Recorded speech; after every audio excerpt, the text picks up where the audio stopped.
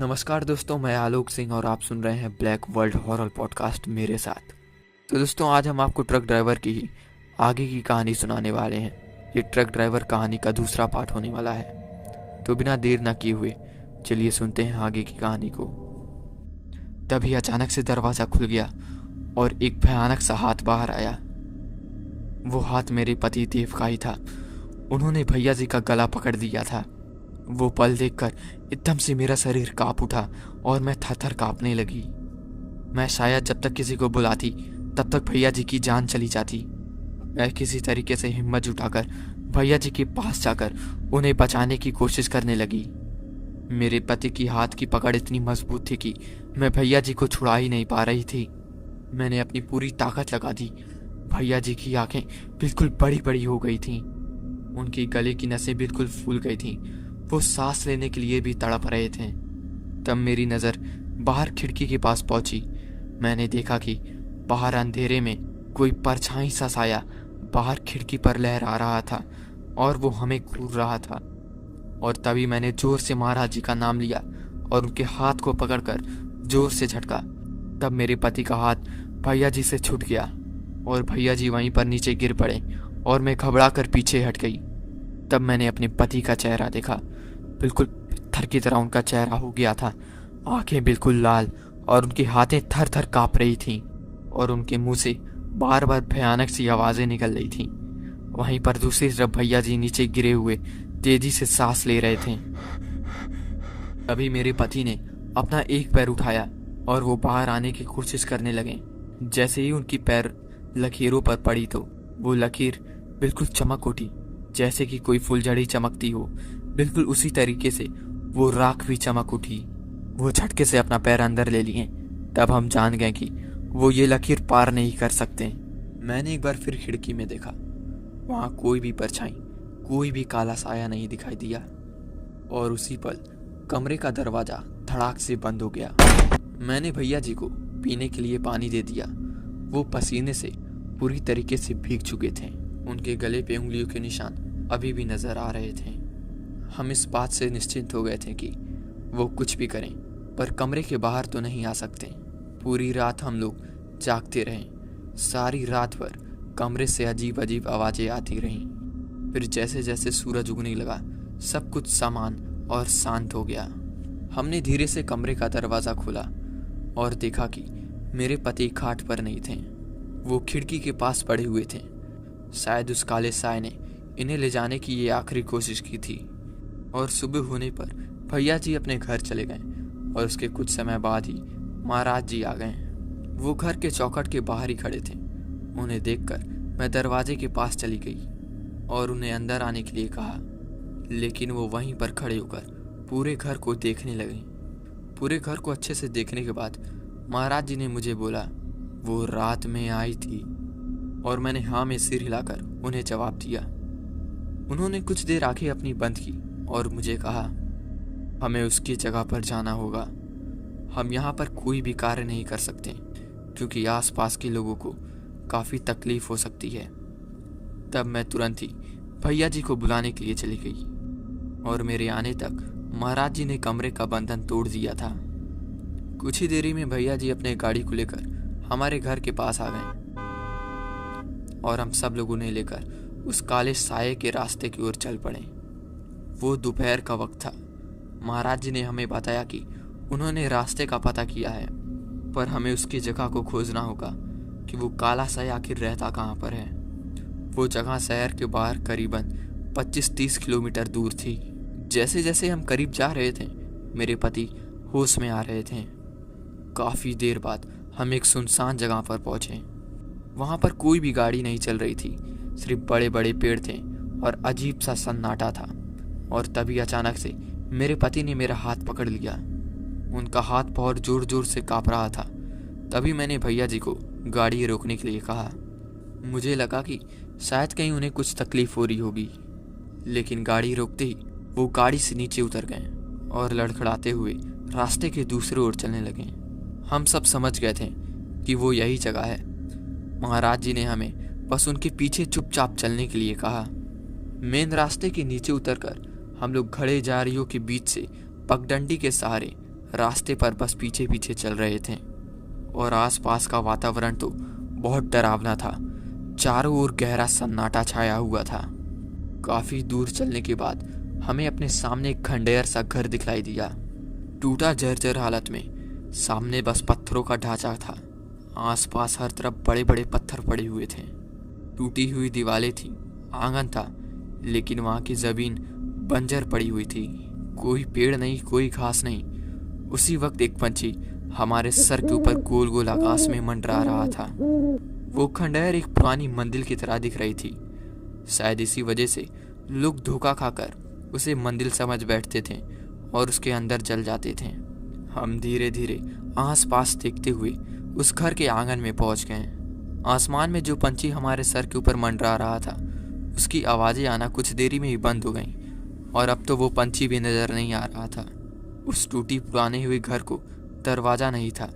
आसपास सब तरफ धूल और कचरा पड़ा हुआ था। दीवारें काली हुई और पत्थर की थीं। उस घर को देखकर तो हमें लग रहा था शायद यहाँ पे सच में ही किसी काले शक्ति का वास है। भैया जी और मैं मेरे पति को पकड़कर वहीं पर खड़े थे। महाराज जी उस घर के सामने खड़े होकर किसी चीज को भाप रहे थे और कुछ बड़बड़ा रहे थे और उस घर को एकटक घूरे जा रहे थे। सूरज आसमान में धीरे धीरे नीचे उतरने लगा। वैसे अंधेरे होने में अभी बहुत देर थी, पर ना जाने क्यों ऐसा लग रहा था कि यहाँ का सब कुछ उस साये के वश में है जो वहाँ पर है, किसी अंधेरे कोने में छिपी हुई। घर को 2 छोटी छोटी खिड़कियाँ थीं, पर उन्हें देख के ऐसा लग रहा था कि वो हमें घूर रही हैं। तभी अचानक कहीं से हवा का एक तेज झोंका आ गया और उसके साथ ही धूल मिट्टी सा एक छोटा सा भवंडर घर के सामने मंडराने लगा। वो कुछ देर तक बाहर आंगन में मंडराया और झटाक से घर में घुस गया। तभी मैंने महाराज जी से पूछा, ये क्या था? महाराज जी ने बिना अपनी नजर हटाए हमें जवाब दिया, कुछ नहीं, वो हमें भाप रही है, वो हमें डराना चाहती है। मैंने फिर पूछा, तो वो सामने क्यों नहीं आ रही? क्या वो डर रही है? नहीं, वो हमें देख रही है। वो चाहती है कि हम तुम्हारे पति को यहीं पर छोड़कर वापस चले जाएं। मैं भी उस घर को देख रही थी। मेरी नज़र दरवाजे पर टिकी हुई थी। तभी घर के अंदर एक काला धुआं सा उठा। वो काला धुआं धीरे धीरे दरवाजे के सामने इकट्ठा होने लगा। देखते ही देखते धुएं ने एक आकार सा ले लिया, किसी औरत जैसा आकार, और वो दरवाजे से दूर एक अंधेरे में लहराने लगा। उस पल हमें बस उसके गाढ़ जैसे सफ़ेद आंखें दिखलाई दे रही थीं। उसे देख महाराज जी ने अपनी आंखें बंद कर लीं और एक मंत्र बड़बड़ाने लगे। हमने देखा कि एकाएक अंधेरा छाने लगा और हमारे सर के ऊपर काले बादल मंडराने लगे। तभी महाराज जी और ऊंचे सुर में मंत्र को बोलने लगे और उस वक्त हमें घर के अंदर से किसी के चलने की पैरों की आवाज़ें सुनाई देने लगीं। धन धन करती हुई वो आवाज़ पूरे घर में गूंज रही थी। हवाएं तेज हो गईं। हमें फिर से उसी पंछी की आवाज़ सुनाई देने लगी। वो पंछी तेज हवा में हमारे सर के ऊपर ही बादलों में मंडराने लगा और जोर जोर से चिल्लाने लगा, जैसे वो हमें चेतावनी दे रहा हो, वहाँ से जाने के लिए कह रहा हो।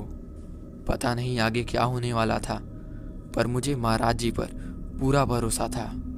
उसी पल हमें घर के अंदर से किसी के हंसने की आवाज़ सुनाई देने लगी। आकाश में मंडरा रहा हुआ वो पंछी तेजी से महाराज जी की ओर बढ़ने लगा। हमारे ओर बढ़ते हुए वो तेजी से महाराज जी के पैरों के पास आकर गिर गया। वो सब इतना अचानक से हुआ कि हम सब घबराकर थोड़े पीछे हट गए और उस घबराहट में मेरा हाथ मेरे पति से छूट गया। मेरे पति के शरीर में किसी चीज़ ने प्रवेश कर लिया। एकाएक उनका चेहरा सख्त हो गया, उनकी आंखें बिल्कुल लाल हो गईं और वो उनका हाथ पैर थर थर कांपने लगा। वो अपना शरीर छटकने लगे। देखते ही देखते मेरे पति के आसपास एक भवंडर सा घेरा उठने लगा। हम कुछ समझ पाते उससे पहले ही मेरे पति उस भवंडर के साथ घर के अंदर खींचते हुए चले गए और फिर एक बार वो हंसी की आवाज़ गूंज उठी। हम उन्हें पकड़ने के लिए घर की ओर बढ़ने लगे, पर महाराज जी ने हमारा हाथ पकड़कर हमें वहीं पर रोक लिया। महाराज जी ने अपने जेब से एक भस्म निकाला और हमारे हाथों में दे दिया। फिर उन्होंने हमें अपने साथ घर के अंदर प्रवेश करने के लिए कहा। जैसे ही हमने घर के अंदर प्रवेश किया, बाहर का वातावरण अचानक से बदल गया। सब तरफ घना अंधेरा छा गया। तभी महाराज जी ने अपने पास रखी हुई कुछ मोमबत्तियां निकाली और हमें दे दी। मेरे पति हमें घर के अंदर कहीं भी नजर नहीं आ रहे थे, लेकिन महाराज जी ने हमें वहीं पर रुकने के लिए कहा।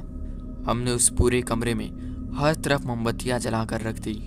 थोड़ी बहुत रोशनी हो गई। महाराज जी कमरे के बीचों बीच में जाकर बैठ गए और अपने पास से कुछ कपास निकालकर वहाँ पर कुछ आकार सा बनाने लगे। आकार किसी औरत की गुड़िया के जैसा था। उस कपास की गुड़िया को उन्होंने अपने सामने रख दिया।